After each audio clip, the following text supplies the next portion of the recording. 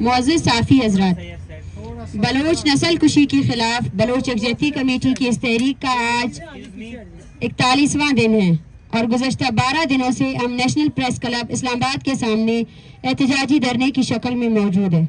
آپ صافی حضرات اس بات کی تاحیات گواہ رہیں گے کہ کس طرح ہمارا پرامن لانگ مارچ، جو اس پورے دورانیے میں ایک لمحے کے لیے بھی پرتشدد نہیں ہوا، بلوچستان سے ہوتا ہوا جیسے ہی اسلام آباد میں داخل ہوتا ہے تو اسلام آباد پولیس کی جانب سے اس پر خیر برسائے جاتے ہیں۔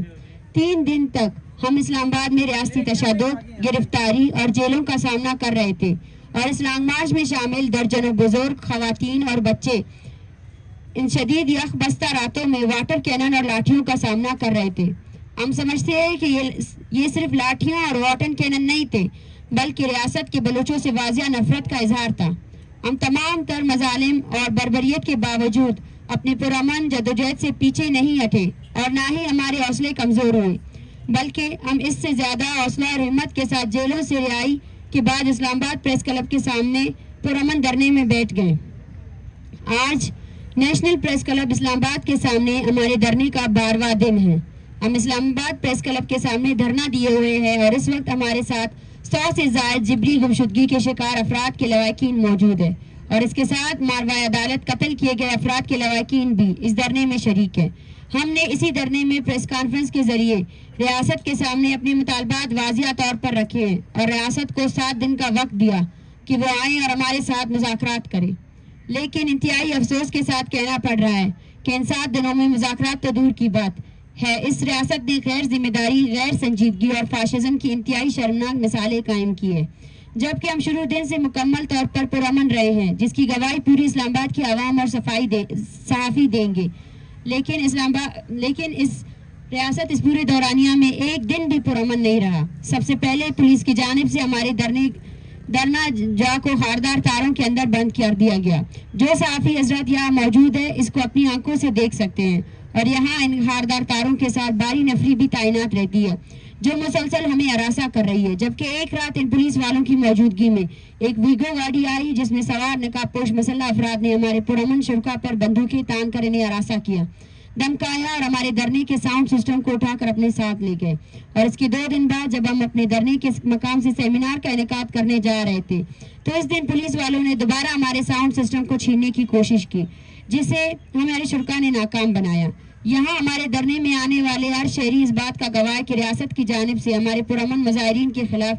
لیے گئے اقدامات کتنے پرتشدد اور جارحانہ ہیں۔ یہاں تک جو بھی شہری ہمارے لیے کمبل یا کھانے پینے کی اشیاء لے آتے ہیں وہ ان چیزوں کو بھی اندر آنے نہیں چھوڑ رہے ہیں اور انہیں چیک کرنے کے بہانے ہمیں اور ان شہریوں کی اد درجہ تذلیل کر رہے ہیں۔ لیکن جب ہم ان پولیس والوں سے وجوہات دریافت کرنے کی کوشش کرتے ہیں تو ہم سے انتہائی بدتمیزی سے پیش آتے ہیں اور ہمیں مختلف طریقوں سے ہراساں کرنے کی کوشش کرتے ہیں۔ ریاست کے پرتشدد رویے اور غیر سنجیدگی کے تمام ناقابل تردید ثبوت ویڈیوز کی صورت میں ہمارے پاس موجود ہے اور آپ صحافی حضرات، سیاسی ورکر اور اسلام آباد کے شہری اس کے گواہ بھی ہیں۔ قابل احترام صحافی حضرات، ہم نے پچھلے پریس کانفرنس میں آپ کی توسط سے ریاست کے سامنے اپنے مطالبات رکھے تھے۔ ہمارے مطالبات میں سر فہرست یہ ہے کہ اقوام متحدہ کی ورکنگ گروپ کی سربراہی میں بلوچستان میں انسانی حقوق کی پامالیوں اور بلوچ نسل کشی کے حوالے سے تحقیقات کرنے کے لیے ایک فیکٹ فائنڈنگ مشن بلوچستان میں بھیجی جائے اور اسی گروپ کی موجودگی میں بلوچستان میں جبری گمشدگیوں، ماروائے عدالت قتل اور بلوچ نسل کشی کے خاتمے کے لیے ایک معاہدے پر دستخط کیا جائے۔ ہمارے ان مطالبات کو لے کر میڈیا کے ذریعے ابہام پیدا کرنے کی کوشش کی جا رہی ہے۔ ہمارے پاس اپنے ان مطالبات کے حوالے سے مکمل جائزہ دلیل موجود ہے اور ہم اپنے ان مطالبات سے کسی بھی صورت پیچھے نہیں ہٹیں گے۔ ہم سمجھتے ہیں کہ ریاست کی فوج اور خفیہ ادارے گزشتہ 70 سالوں سے براہ راست بلوچستان میں انسانی حقوق کی پامالیوں اور بلوچ نسل کشی میں ملوث ہے، تو ان 75 سالوں میں ریاست کے باقی ادارے، پارلیمنٹ، عدلیہ اور انتظامیہ نے انسانی حقوق کی پامالیوں اور بلوچ نسل کشی کے روکنے میں کیا کردار ادا کیا تھا؟ ان 75 سالوں میں متحد حکمرانوں نے بلوچستان میں ریاستی جبر کا اعتراف کیا اور پھر معافیاں بھی مانگی ہیں، لیکن بلوچ نسل کشی کا سلسلہ نہیں رکا بلکہ دن بدن اس میں اضافہ ہوتا جا رہا ہے، جبکہ اس نسل کشی کے خلاف کم از کم گزشتہ 2 دہائیوں سے بلوچ تسلسل کے ساتھ سراپا احتجاج ہے، کبھی لانگ مارچ، کبھی مظاہرے، کبھی ہڑتال، کبھی دھرنا، اور گزشتہ 15 سالوں میں جبری گمشدگیوں کے خلاف voice for Baloch missing persons کا کیمپ بدستور جاری ہے۔ ان 2 دہائیوں کے دوران नामनियात कमीशन और कमेटियां बनाई गई, लेकिन बलोच नस्ल कुशी और बलूचिस्तान में इंसानी हकूक की पामालियां बंद नहीं हुई और 2 दहाइयों के दौरान बलूचिस्तान ने इस रियासत का कोई भी दरवाज़ा खाली नहीं छोड़ा। सुप्रीम कोर्ट से लेकर पार्लियामेंट तक हर दर दरवाजे पर दस्तक दिए, अपील की, कानूनी और आईनी तरीक़ाकार अपनाए, लेकिन ये रियासत अपनी पुरतशद्दुद रवैयों को तब्दील करने के लिए तैयार नहीं है। तो इस सूरत हाल में हम अक़वाम मुत्तहिदा से अपील नहीं करें तो किससे करें? आप हमें बताएं हम कौन सा तरीक़ाकार इख्तियार करें। अगर कोई ऐसा तरीक़ाकार जिससे बलोच नस्ल कुशी ख़त्म हो सकती है तो हमें बताएं, हम इख्तियार करने को तैयार है। जबकि दूसरी बात यह है कि पाकिस्तान अक़वाम मुत्तहिदा का रुकन मुल्क है और यूएन ह्यूमन राइट्स चार्टर पर पाकिस्तान बहैसियत रियासत के दस्तखत मौजूद है। यूएन ह्यूमन राइट्स के चार्टर के मुताबिक हर शहरी के इंसानी हकूक की तहफ़्फ़ुज़ की मुकम्मल जिम्मेदारी रियासत की है, लेकिन यहाँ रियासत खुद अपने शहरियों की इंसानी हकूक की पामाल कर रहा है। तो इस सूरत हाल में हमारा यूएन से मुतालबा बिल्कुल जायज़, आईनी और कानूनी है, जिस पर हम कायम हैं और अपने मुतालबात की मंजूरी तक कायम रहेंगे। साफ़ी हज़रात, हमें हमारे इस लॉन्ग मार्च को शुरू दिन से रियासत की तरफ से पुरतशद्दुद रवैये और पॉलिसियों का सामना रहा है। बलूचिस्तान के जिस इलाके से लॉन्ग मार्च गुजरा है या लॉन्ग मार्च की हिमायत में पुरअमन मुजाहरे हुए हैं, वहाँ हमारे मार्च के शुरकाओं इलाका मकीनों पर जाली FIR दर्ज किए गए हैं। हमें मदद करने वाले लोगों को हरासा किया जा रहा है और धमकियाँ दी जा रही है, जबकि तुरबत और कोलू में हमारे पुरअमन मार्च में शिरकत करने वाले 44 सरकारी मुलाजमीन को नौकरियों से मुअत्तल किया गया है। इस मार्च के आगाज में जब पश्तून रहनुमा मंजूर पश्तीन तुरबत शहीद फिदा चौक पर जारी धरने में इज़हार यकजहती के लिए आ रहे थे तो उन्हें भी रास्ते में गिरफ्तार किया गया, जो आज तक गैर कानूनी तौर पर पाबंद सलासल है।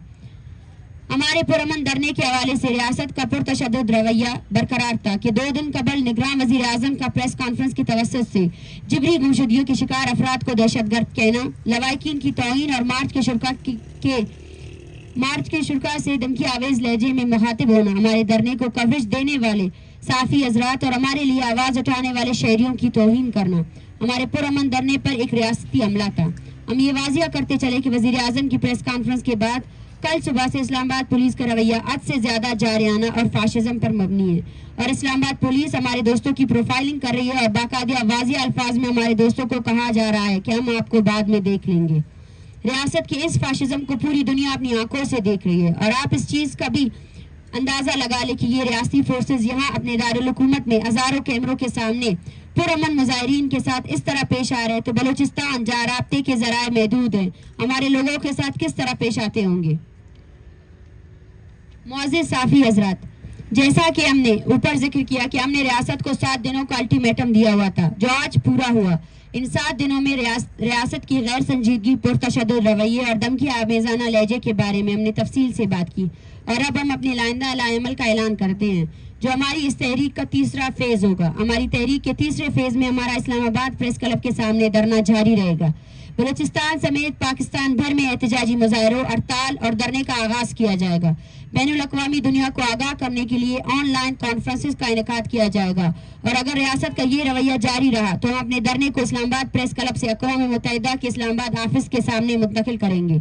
क्योंकि यहाँ इस्लामाबाद प्रेस क्लब के सामने इस्लामाबाद पुलिस की जारियाना और पुरतशद्दुद रवैये से हमें शदीद खतरात लायक है, जो आए दिन किसी न किसी सूरत पर हम पर हमलावर होते हैं, हमारे शुरा को हरासा कर रहे हैं, जबकि हमें खदशा है कि इस्लामाबाद में हमारे शुरा को नुकसान पहुँचाया जाएगा। इसलिए हम अपने धरने को अक़वाम मुत्तहिदा के इस्लामाबाद ऑफिस के सामने मुंतकिल करेंगे और अक़वाम मुत्तहिदा से तहफ़्फ़ुज़ मांगेंगे। जबकि एक बार फिर हम रियासत को मीडिया की तवस्सुत से आगाह करना चाहते हैं कि हम अपने मुतालबात पर रियासत से मुज़ाकरात के लिए बिल्कुल तैयार है, लेकिन इसके लिए रियासत को अपने बचगाना रवैयों को तब्दील करके एक रियासत जैसा रवैया अपनाना होगा और इस्लामाबाद समेत बलूचिस्तान भर में पुरअमन मुजाहिरीन के खिलाफ इंतकामी कार्रवाइयों को बंद करना पड़ेगा। ये रियासत की संजीदगी का इम्तिहान है और यही संजीदा रवैया अपनाने के बाद रियासत आकर हमसे मुज़ाकरात करे। और हम एक बार फिर वाज़िह अल्फाज में कहते हैं, अगर रियासत के रवैये में तब्दीली नहीं आई तो हम बलोच नस्ल कुशी के खिलाफ जारी इस तहरीक को मजीद वुसअत देंगे। तशद्दुद, गिरफ्तारियां, धमकियां और हरासमेंट किसी भी सूरत हमारे रास्ते को रोक नहीं सकते।